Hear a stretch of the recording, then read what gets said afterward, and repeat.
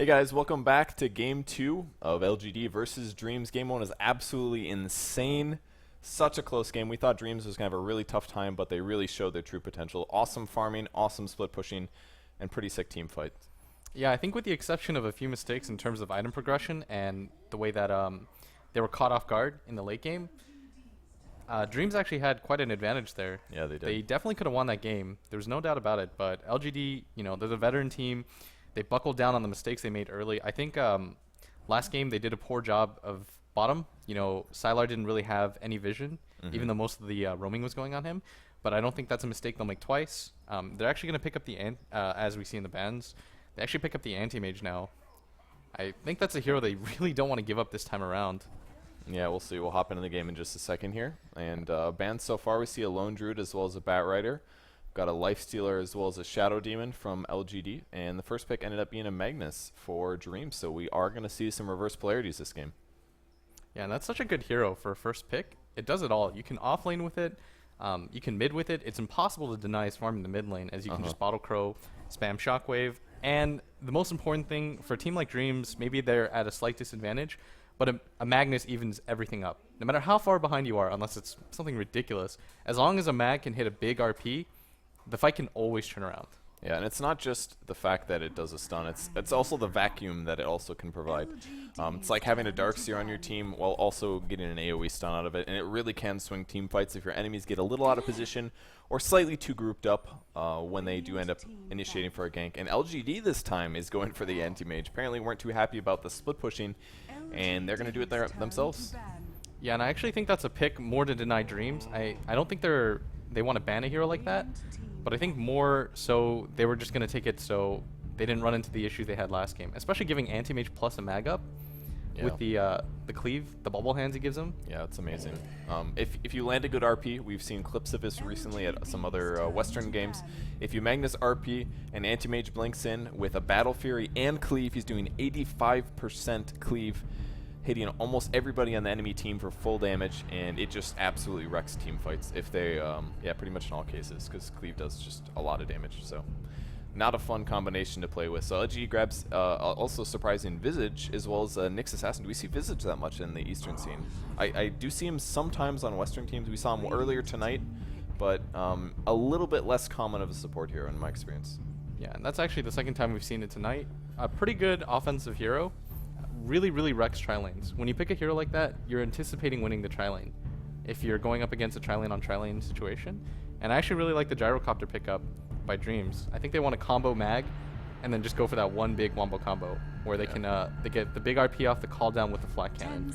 Yeah, that is a lot of AoE damage. So you said the Visage is used very often to win tri-lanes, but do you think this is going to mean solo mid Nyx? Because they already have Anti-Mage and Visage and Nyx. It's kind of a crappy tri-lane in my opinion. Like, a Visage requires people to do damage so that his soul assumption can work, but really all they have is Anti-Mage right clicks and a Nyx stun, which doesn't sound like the best setup in initial burst damage. Like, it can work if it's a solo, but doesn't feel that strong to me right off the bat. Especially when you pick your full tri-lane, then it's really easy for your opponents to target ban you. And they banned a Clockwork and a Darkseer, both offlane heroes that LGD is lacking. And the last one being a Dragon Knight, which was played in the previous game, and obviously they value the hero. Yeah, and TA is actually going to pick up Templar Assassin. Really good mid hero. In case the Nyx goes there, she does quite well against him in a one-on-one matchup. Unable to die, and should pick up a lot of farm. And Leshrak's actually going to get picked up. You're right there, Kevin. Nyx is actually going to go mid.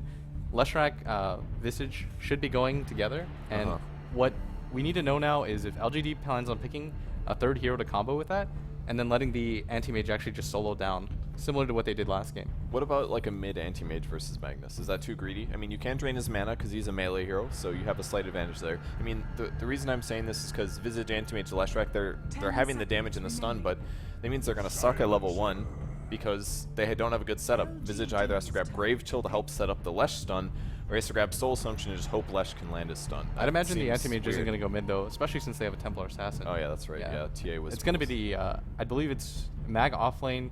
If you had to put a gun to my head, Templar Assassin mid. There is a gun to your head, so tell me. Wow, this scares me. But so I assume they'll run the safe tri-lane and then just put the mag in the off lane. And then for LGD, I think actually they could run the anti-mage solo against the Magnus in the safe lane. Okay, yeah. Yeah, so because Anti-Mage will actually win that lane pretty hard, just because you can blink on him if you get pulled any sort of gold, and they're actually going to pick up a Beastmaster, so maybe they pick up, maybe they just safe tri-lane against a setup like this, because I can't imagine them putting up a Beastmaster straight up against a Magnus. I am not quite sure. We'll see what they end up drafting, or picking up, sorry, for Oh, Xiaoi's actually going to go mid with that. And I think they are going to go offensive tri-lane just with a different set of heroes. Interesting player swap, because Xiaowei previously did play solo for LGD, and they started shifting him more towards a support role. But he is a fantastic Beastmaster. I've seen in action many times. So let's go over the players quick. For LGD here, as we have already seen, Xiaowei is playing Beastmaster. On the top lane, Yao is going to be playing the Leshrac, couple cosmetics here. Sylar on the Anti-Mage. DD playing Nyx Assassin, and DDC is going to be playing the Visage. Yeah, and actually they're scouting out for him. Sylar was stacked quite a bit of regen. He has 2 tangos now, so if he were to go one-on-one with the mag, he should be able to actually win, but Dreamz is going to smoke up his 5, try to pick somebody off. Looks like they're pinging forward, and DDC's kind of hurrying along. They haven't spotted him yet. Leshrac, oh, there comes Rubik. Oh, they're going to grab somebody, that's for sure. And wow, completely caught on guard. There's a shockwave. We see a great stun from DD. That was a 5-man, wasn't it? Did he get everybody there? Nobody from LGD is going to go down. I don't think Yao. Wow, that stun. That was the most clutch stun I've seen in forever from DD. He's got to feel really good right now. That was worst case scenario. They had 2 supports next to the entire 5-man team, and nobody died. I can't believe that. Yeah, that was a Tide Ravage stun, essentially. Yeah. I watched AUI actually just giggle at that, because he's in disbelief that that just happened. Wow, that was such a big stun for LGD. Breaking even on the early game, and the smoke completely gone out of Dreamz. Wow, that was so clutch. Yeah, that was a perfect setup for them too. Yeah, really was. They don't have the best early game disables. They have telekinesis, and that's it. they used Shockwave because he didn't want to have to skill Skewer at level 1, but maybe they could have gotten a kill with Skewer, but that would have been really, really dicey. So, not able to pick up the kill, and a great stun. Yep, and actually, Dreamz, in anticipation of the Anti-Mage being solo top, they're actually going to send the Magnus solo bottom, and I think this is a better decision by them. Wow, this is a farming Leshrac actually on the bot lane. He's got a Circlet as well as 3 Ironwood branches. He was expecting to be versus a Gyro, and instead, Sylar's going to take a lot of right clicks. He has gotten pulled 2 tangos though, so he did start with the Poor Man's as well as an Ironwood branch, which is going to be a nice start. And Dreamz is like, okay, yeah, you guys had a good time with Silencer last game. We're going to pick it up. And support Silencer, we really don't see this very often, so it's pretty cool to see him 2 games in a row. Yeah, I mean, it's such a good teamfight hero. You stop all the supports from being able to get their disables off, and it should relatively mean a one teamfight every time you're able to pop it off, in conjunction with anything else. I think what they're going to try to do is get the global off, set LA up for a really nice RP, being unable to stop him with any spells, and then hopefully be able to get a call down and everything off. The neat thing about Gyro as well, if the game goes to absolute hell, Owie can always pick up a Divine. That option is always available to him, and Global Silence is able to protect him pretty nicely. Yeah, it's the one here we've been seeing a lot of Divine Rapiers on thus far this game. Wow, they're trying really hard to get the Sentry. This is, oh, they are going to be able to grab it. Okay, good. I was going to say, going to drop the Sentry and get it dewarded immediately, but this ward will also block the pull camp, so after these creeps are gone, this is going to force the tri-lane to fight versus one another. One Grave Tool actually on the Rubik, but they can't follow up on this.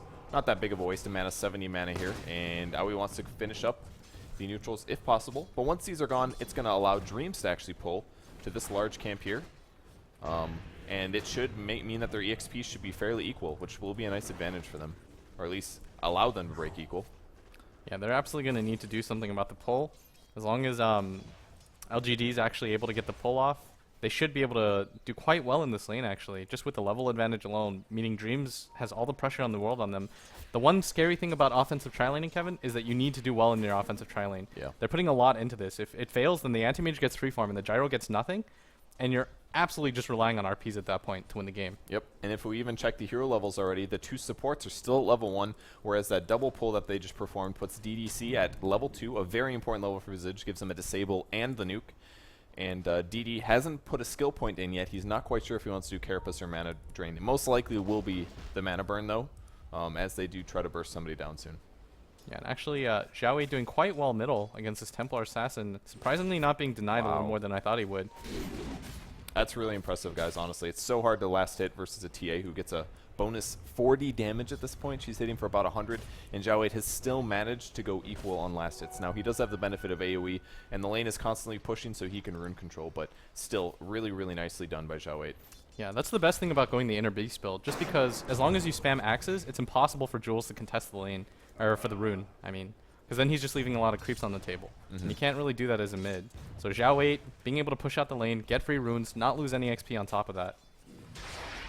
Now, one disadvantage towards putting Magnus on the bot lane here is, like we talked about in the drafting, he really is a hero that needs to bottle crow a lot, but the distance between Fountain and the bot lane is very, very long. So that means that the amount of times that he gets his bottle is going to be reduced compared to what it would be if he was in the off lane.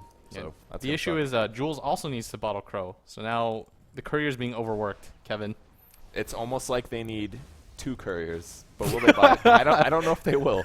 I don't know. They are Pinoy. You never know. That'd be insane if they just like got a bunch of like couriers and everyone picked up a bottle. 5 couriers. I mean, everybody buy a I bottle. mean, once you have 2, where does it stop from there? It shouldn't stop ever. How many item slots do you have? 6 times 5? 30 bottles. 30 couriers. Sounds good to me. Okay, Yeah. so back in the mid lane, Zhao Wei is still on top of the number 24 last hits here. TA sitting at 20, so TA not having the best time here. I mean, even missing an under tower last hit, pretty surprising. But picking up the next few, we actually see some pulling into the large camp from Magnus just to get some lane control back here. It's actually going to cost him a lot of HP, especially because Yao has 3 levels of Diabolic Edict. Look at this tower damage. That is probably a mistake here. He didn't even pop Glyph, by the way, so just ate an entire Diabolic Edict, and that's going to open up their jungle so early in this game. This is such an important tower as well, because this means that if the hard carry eventually shifts down here later in the game, that LGD can very easily just TP to the bot tower and just go for a smoke gank and have full reign in this entire part of the map, which is going to make it really, really vulnerable on any carry. Yeah, 2 things. One, LA actually pulled the lane, and he only singled it. So what that means is he does deny a little bit of XP, but what he's doing is he's forcing Yao to the lane and making it difficult for him to just Diabolic Edict spam the tower down. Secondly, if Yao actually picks up that tower really early on, it's going to help everywhere. The tri-lane at top should be able to get items like boots and wards, and that should just have a ripple effect on the entire game. So really smart play by LGD, sending the Leshrac down in the long lane just against the Magnus, because he knows that the mag alone just can't force him out. Yeah, and he doesn't need to get lightning or anything. He's not a threat at dying, so he doesn't need more offensive potential. They go in top of the silencer. He's the squishy hero, and he's going to be the first to die. DDC picks it up. Can they also grab Rubik? Rubik has no boots. He's almost out of mana, so he will not have a lift or anything. Here comes the stun from DD, as well as another soul sum, so they get a double kill against the enemy tri-lane. And that's the moment they are waiting for. Big advantage going to the top lane. If we check out the hero levels in EXP, they're actually equal for the supports, but the anti-mage picks up level 5, and all of those assists mean treads for him. Yeah, and Zhao Wei doing the smart thing here.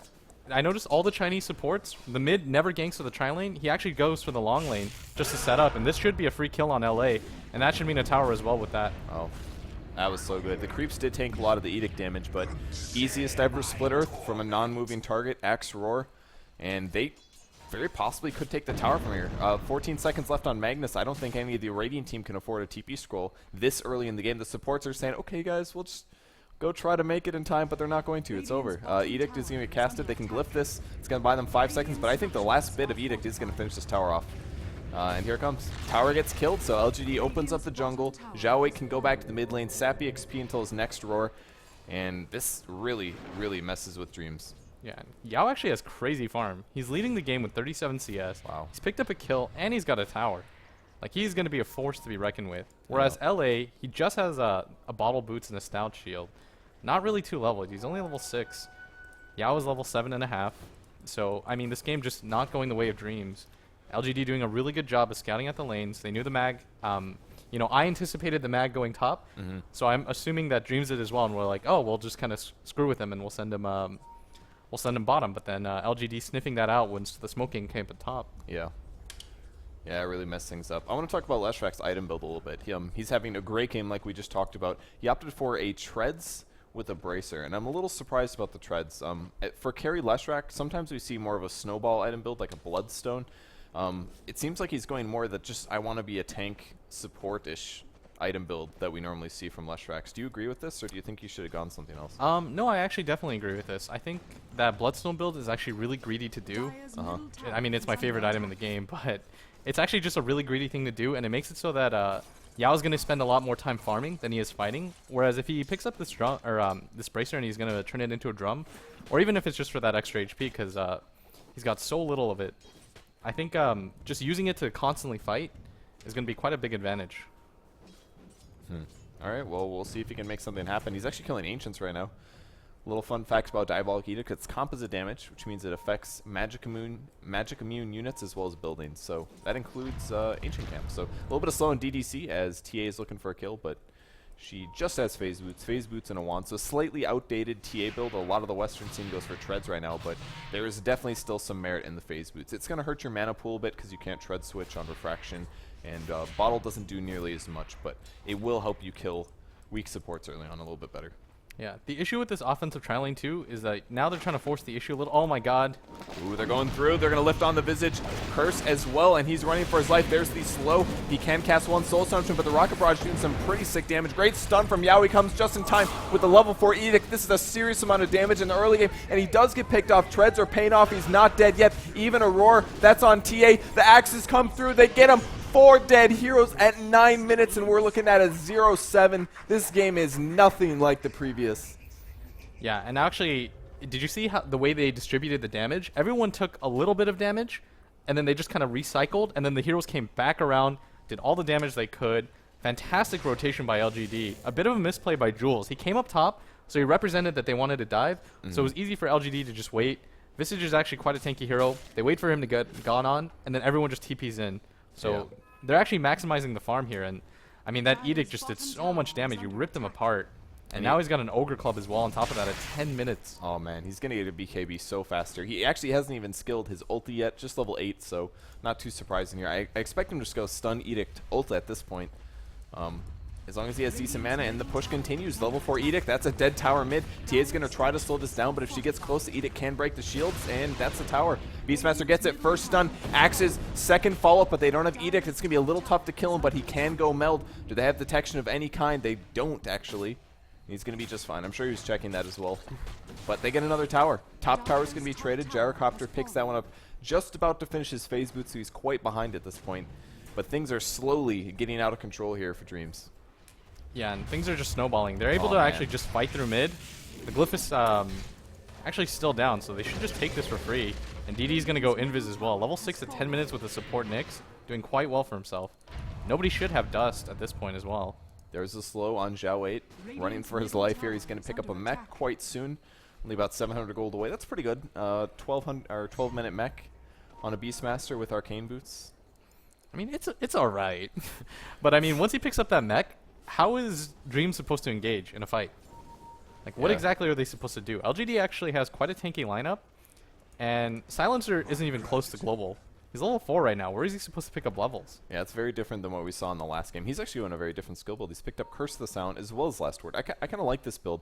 I think Curse has some uses, at least in the early game. I mean, if you do pop that down in conjunction with Global Silence, it's more damage as a support hero, who normally can only do Last Word. So I think there's some promise. Oh, they're going to swing by around on Jules. Roar. This should be a big fight, too. RP only catches 1, though.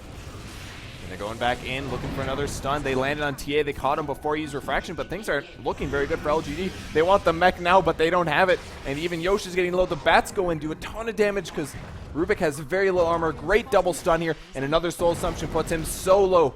Great stun from Yao, and the same thing happens. They split damage so evenly here. Nobody died, and they got another kill, especially on a core hero like Magnus. He even blew RP, and another ward going down to get more vision. I mean, this is just such sick play from LGD. They take an advantage and they just keep rolling with it. Yeah, that was actually a really clean fight by them. If you noticed, Yao and Zhao 8 were right next to each other, and it looked like the perfect RP. Yeah. And then they just split in opposite directions, and it was just enough. I think if the mag was a little more patient, he would have been able to get both of them, or if he was a little quicker about it. But he wasn't, and I mean, I can't stress enough. LGD doing such a good job distributing the damage. Everyone walks away from the fights a little bit low, but at the end of the day, they kind of watch out for each other, and everyone gets out. Yeah, this gold advantage is not looking good for Dreamz.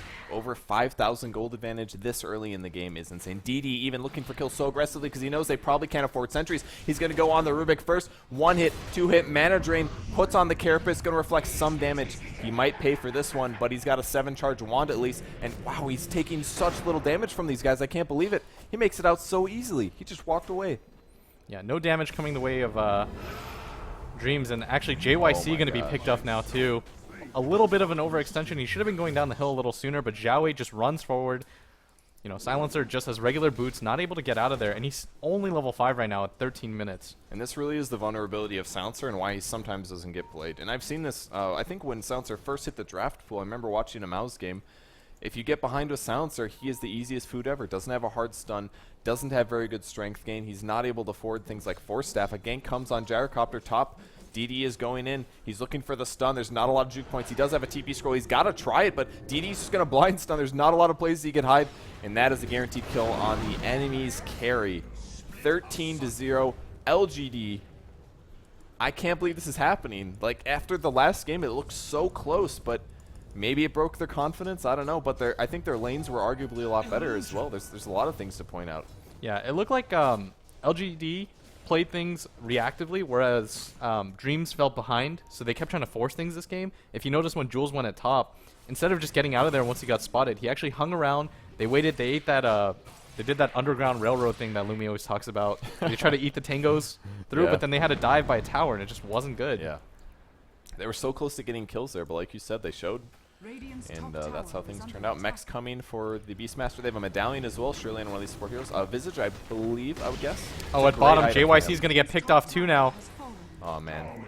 That's a support Nyx, and he's got 1,000 gold. 4-0-6 on this guy, playing an absolutely phenomenal game. First saving allies. Another stun on Gyrocopter. They're going to kill him a second time here with the medallion and more bad right clicks. Man, oh, I love this combo as well. The Beastmaster, Inner Beast, plus the Familiars. They can deal the damage out even faster because the attack speed increase. I just love the synergy in their draft here. It's so cool. Yeah, and actually Xiaowei just playing a phenomenal game. I'd actually like to give a shout out to DD. Supports heroes don't actually get enough credit, but with that Silencer support last game and using this Nyx to just create space, he's just done such a good job. He knew the Silencer was going to be bottom. The Silencer actually needs to get 6. So he's doing the right thing, trying to pick up solo XP, and TD actually just down there ready to meet him and pick him off. Man, and this is the guy they picked up to be put into the qualifiers, if I'm not mistaken. And the way that he's playing right now, it looks like a pretty good trade, honestly. Yeah, it was definitely worth it at this point. Like, he is playing phenomenal. Played excellent first game. He played the Silencer, and now he's just absolutely owning face. It's really fun to watch. He's got 1,700 gold. He's pushed out bottom, and now LGD actually just rotates for the last T2. And I think with this, they can actually just go for a Roshan. And with the mech and the level advantage and the item advantage they have, I don't think Dreamz can actually contest a Roshan. Yeah, Magnus is saving some gold here, skipping his wand so he can get a faster blink, but he's still 1,000 away. And the right click go on the tower. Bats are going to drop here, landing. Oh my gosh, 4 stuns here. They go in. Silencer, he pops the ulti, which is going to buy him some time. A skewer and RP on 2 enemy heroes. That's Leshrac running for his life. There's Aurora on the gyro. Lots of right click on him as well. And now the Templar Assassin running for his life. He's got refraction up. Another nuke comes in. He does block it just in time. Axes, he's going to stay alive, but they take another tower and the gyro again. 3rd time, 4th time going down. Not close enough for his BKB, and LGD is going to back up and most likely take a Roshan from this with that medallion. Yeah, and DD actually has 2,100 gold. He's going to pick up a Blink Dagger. Xiaowei has 1,300. Sylar's got his Battle Fury at 16 minutes with a K to go on top of that, and Yao's actually picked up his BKB now too. And I just don't really know how Dreamz is supposed to engage. It's 16-0. They do still have the Wombo combo. They have a Silencer ult. They have the Gyro cooldown, and they have the Mag RP. So, as terrible as things seem right now, if everything goes right, they still have like a 30% shot at winning.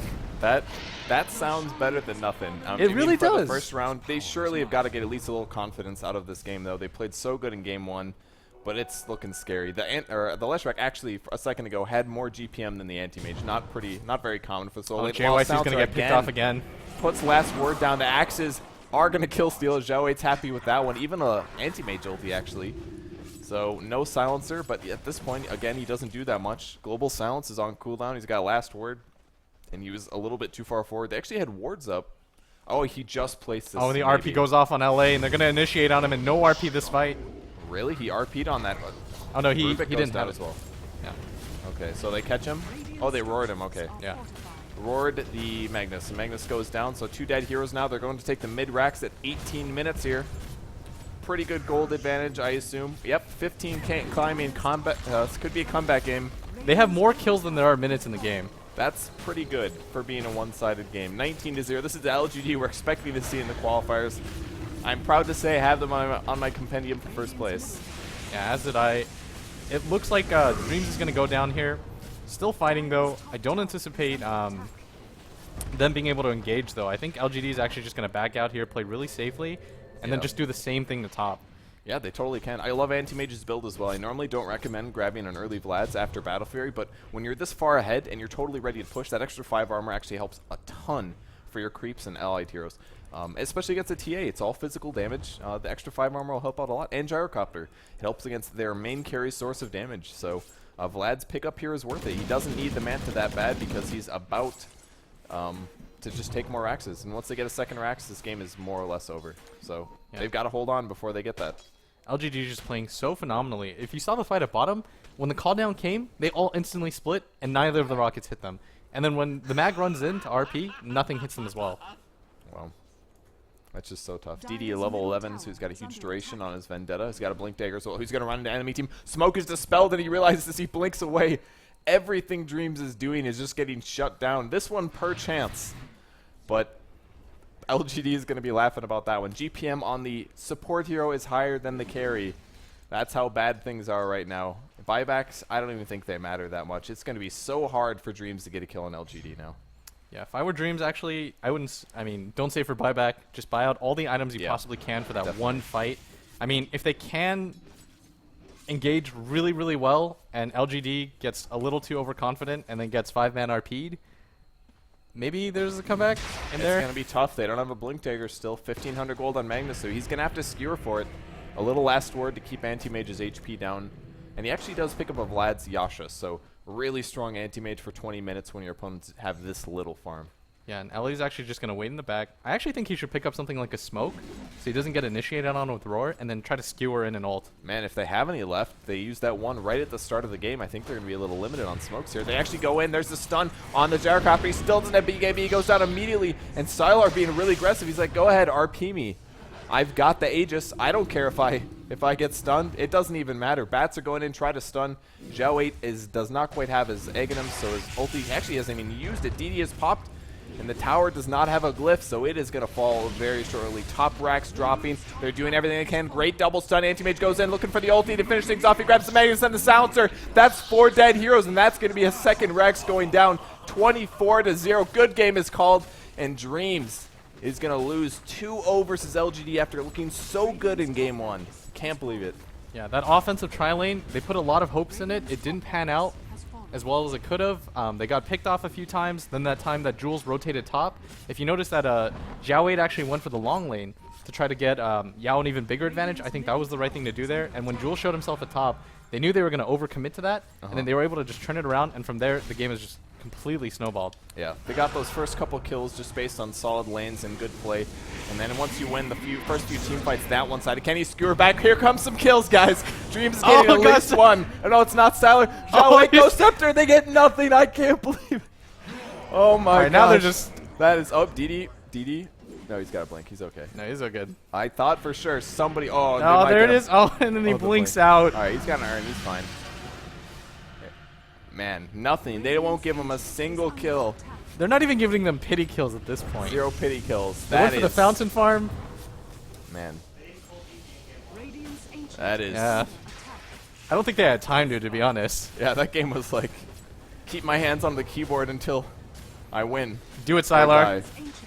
All right, that's it. Game number 2. LGD takes it 2-0 versus Dreamz. That is so... Wow. That is the LGD we've been waiting to see all night, and they finally show their face. Just super impressive play.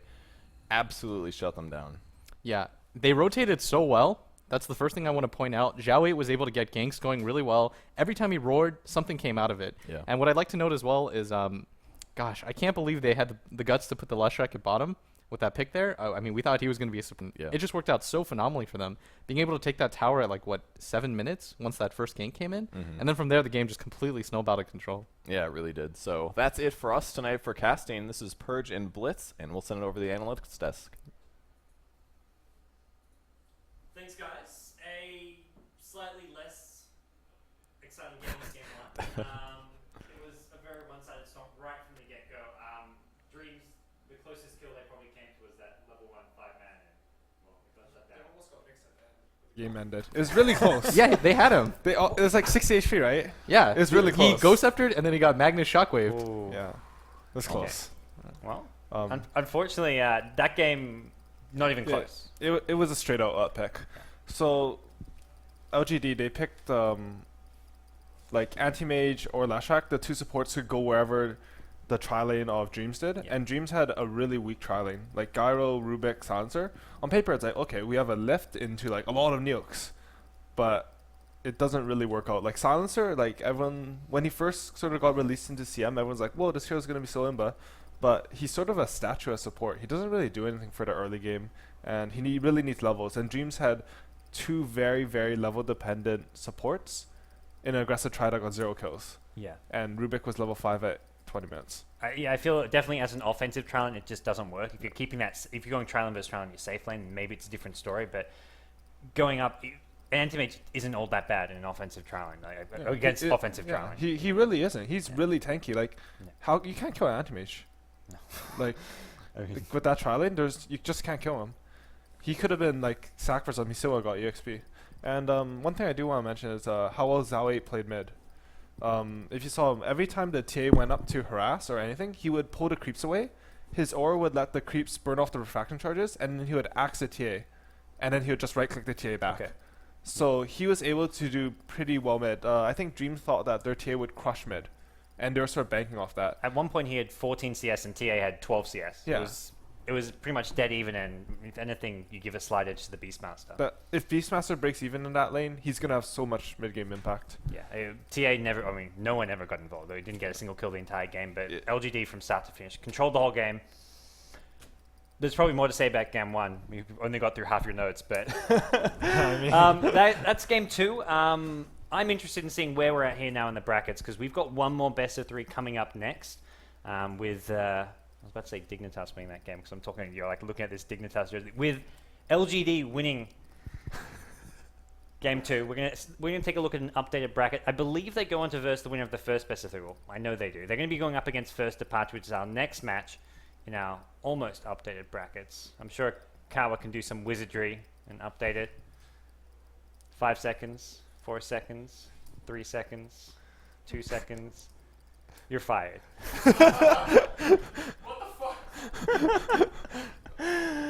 Oh, and amount of vodka. Everything's going wrong here on the stream. But yeah, we'll get you an update bracket in a second. But next best of 3 is our winners match, which is going to be LGD China up against First Departure. The matchup not many people expected. LGD, of course, expected to win, but First Departure having caused an upset in their previous match against Rattlesnake. So definitely looking forward to that one to see what First Departure can do, whether or not their playstyle will actually match up well against LGD China. Yeah, it's really looking to be a good match. Yeah. Well, I believe you'll actually be casting that one as well. Yeah, I will. We'll get LD off his chair and he'll be back in the casting desk as well. But guys, we'll come back from a break and have an updated bracket for you. But for now, thanks for tuning in. Big thanks to Purge and Blitz for casting. I'll be saying hello to Blitz. He can come sit on my lap on the panel in a second. That was a cute little wave. Too bad it wasn't caught on camera. He's sort of creepy. When I was messing with Kevin earlier. You should just go for it. Make sure you're on camera when you do it, though. So he wasn't getting uncomfortable while you're stroking his legs. There you go. Here's your chance. You know, I was gonna say I'm here with Purge, and I almost called him my waifu. I was like half a second. I was like, I'm here with Purge, my wife. That's okay. Well, everyone's 18 here. You're 18, yeah? Okay, just to make sure if I like play footsies with you or anything, it's totally okay. All right, it's all PC here on the Beyond the Summit stream. Guys, we're going to take a quick break on that note. We'll be back soon with our next live match, LGD China taking on First Departure.